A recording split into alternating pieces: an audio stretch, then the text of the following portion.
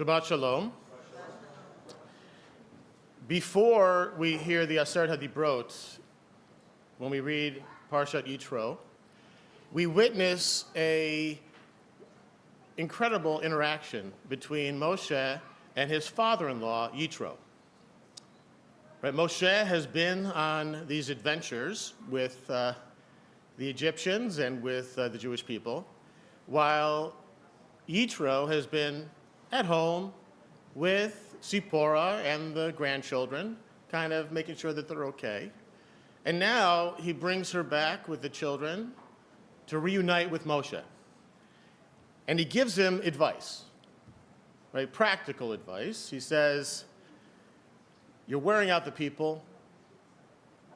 To have them wait in line outside your tent every day for judgment and wisdom is just too big a burden for you and for them. What's a testament to Moshe's Anavah, his humility, is that he hears it. He's able to listen and to follow this advice, despite everything that's happened since the last time he saw his father-in-law. So let's think about it from this perspective. The Moshe, or now, like the Moshe we have in our Parsha, who has his own acronym in Hebrew, Moshe Rabeinu Alav HaShalom, Mem, Shin, Ayin, He. Right? He's got his own acronym to stand for his name. That's not the Moshe who left Yitro in Midian a little while ago. Right? When Moshe meets Yitro and gets married to Zipporah, who is he? He's this guy who fled from Egypt, who's a wanted man.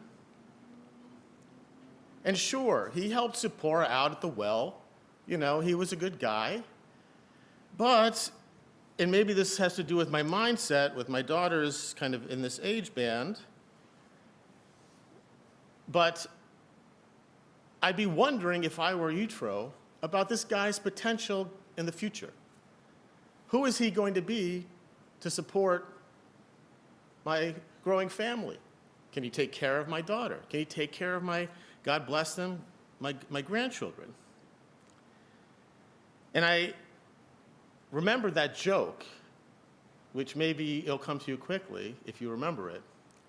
The joke about the future father-in-law who is having a serious conversation with his soon-to-be son-in-law who's studying in yeshiva. And the father-in-law says, son, so tell me, it's wonderful that you study Torah, but how will you support my daughter? Are you planning to continue to study in the yeshiva? He said, yeah, no, I'm going to continue my studies.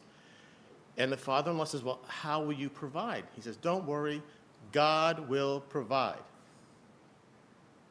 Father-in-law is curious. He says, so I wonder how far he's thought this out. So tell me, like, what about when you have children? Maybe you'll change paths then. Will you, go get a job? No, I'll stay in yeshiva. Well, how will you support them? God will provide. And what about when you need a bigger apartment, when you need a home? God will provide. And later that night, he's talking with his wife, the father-in-law. And she says, how did it go? He says, well, he's got no plans. He's got no money. But he thinks I'm God. So I imagine that same conversation between Moshe and Yitro. I'm not sure Moshe helped out at the well, right? But Yitro, he says to him, what are your plans? And Moshe, well, I got to go back to Egypt and free this people. How are you going to support your family? Well, Yitro, don't worry. I'm not going into a legacy industry, one that might, go out of business in the future. I'm going into a new field with tremendous promise and potential. In fact, there's a book about it you might have heard. It's called Startup Nation. Nothing? Okay. Startup Nation, Dan Senor's book. He's starting up the nation. Okay.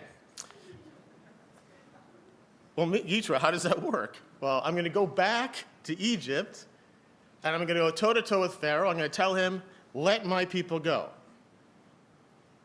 So Yitro responds, let me get this right. You're going to go back to Egypt. You're going to go toe-to-toe with the most powerful man in the universe, in the world, and demand that he let your people go? Moshe, yeah, that's pretty much it. Yitro, how's that going to work? Moshe, don't worry. God will provide. Well, then we fast forward from that moment, right? That's the Moshe who leaves Midian. He's got no accomplishments. He doesn't have a deep well of trust for Yitro necessarily. But if we fast forward through all of his accomplishments, he does go back to Egypt. He gains the trust of the people. He goes toe-to-toe with Pharaoh. He brings the people out. They cross the Red Sea, and finally, they watch Pharaoh and his army be swept out to sea. And now, Moshe and Yitro reunite. So you can imagine that Moshe's mindset might be a little different. In our world today, I think of it maybe like, a young man or a young woman who goes into a tech startup. And despite the fact that his father or mother-in-law or her father and mother-in-law are a little skeptical of its potential, now, a few years later, it's fully funded and profitable, and they've done very well. Right? So now they might be a little skeptical about their in-laws' advice. I've got some success. I have some confidence in what I've done. And we would understand if Moshe has said to Yitro, thanks, Pop, but I got it covered. Everything's okay. Right? I'm doing okay. Did you hear the stories about what we did and how we left?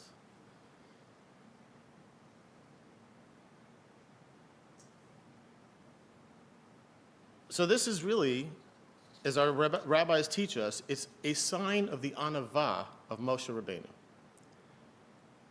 It's his humility, that it doesn't matter where it comes from, it doesn't matter what the advice is, if it is helpful, if it will lead to a better outcome, he's all for it. He'll take it. Now, we want to remember here that it's not advice about theology or dogma, right? Yitro doesn't come in and say, Moshe, you've done great things, but this whole stressing of God's oneness, it's a little tough for people. Can you loosen it up a little bit? Can you make it a little bit more accessible, kind of some small idols on the side maybe, right? No, Yitro doesn't say that, and he doesn't come back and say, Moshe, this whole Shabbat thing, 25 hours of no work? A rest is good, but that's a bit much to ask of the people. Can you find a way to lighten it? No, that's not what Yitro's advice is about. It's not about the core or the content of revelation. It's not about what we're supposed to do. It's about how to bring it about in a better way. And it reminds me, in a sense, of a rule that I was taught in my first position, my first rabbinic position, by my colleague and my mentor, Rabbi David Callender, at Congregation Olam Tikva in Fairfax, Virginia. Now, if it had to do with answering questions of congregants, and if it was about the theology of the Kedusha, or why we daven in a certain way, or what something means, total freedom to answer however I wanted. But if it was about answering a question regarding why do we as a community do something in a particular way, he had one rule that I had to learn to follow, and that I've followed actually ever since. And that rule was this. I could say, I don't know, I have to find out, or I could give the answer. But one thing I could never say is because we've always done it that way.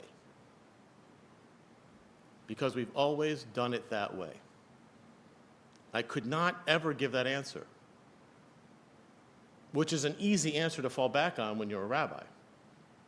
Tradition. Or, as sometimes we would joke, a Sephardic custom in an Ashkenazi community. They didn't know any better. Would not work here, clearly. Right? But I could never say, because we've always done it that way. Because that's a lazy answer. And it's not an answer that leads to any kind of success or engagement. It reminds me of two different jokes, which I'll just allude to. Maybe they're not jokes, they're just kind of humorous stories. Right? There's the story about the recipe for brisket.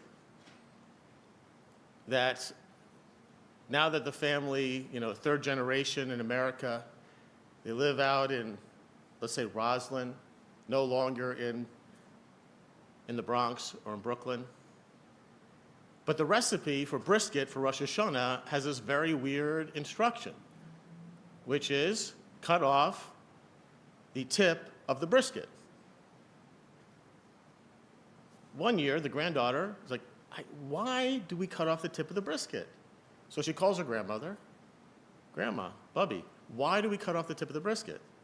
She says, that was just a note because the oven was so small in the Bronx, we couldn't fit it in any other way. But they'd been doing it ever since because it was written down in the recipe card. Or the joke about the two guys who want to find out, why is it that when we go up to the bima in our congregation, unlike any place else, we always bow and then we go up to the bima? Never seen it before. Why is it we do it here? And the answer was because in the old building, there was a low beam, and everyone had to duck their heads. And it became a minhag, right? My friend, Rabbi Jeffrey Arnowitz, he likes to say, he shared this story with me, that one time someone observed how he put on his talit, and they thought it was unique, and they wanted to know, what's the special meaning? We find ways of creating stories about how we do things, and we forget to ask, are we still accomplishing that purpose? Is it still necessary? Well, Moshe Rabeinu and those more humorous stories, they remind us that sometimes the things we needed to do aren't necessary anymore. And if we don't disengage from them, it's a very good way of preventing us from seeing exactly what we need to do today. And that is Moshe Rabbeinu's greatness. His humility and his ability to be in that moment, to see what the people needed at that very moment in that time. And we see that as he adjusts throughout the Torah and changes his message. So let us be inspired by Moshe Rabbeinu. Let us stop snipping brisket that we don't need to snip. Let us stop bowing if we don't need to bow. And find the ways that are really necessary for us today and tomorrow. Shabbat Shalom.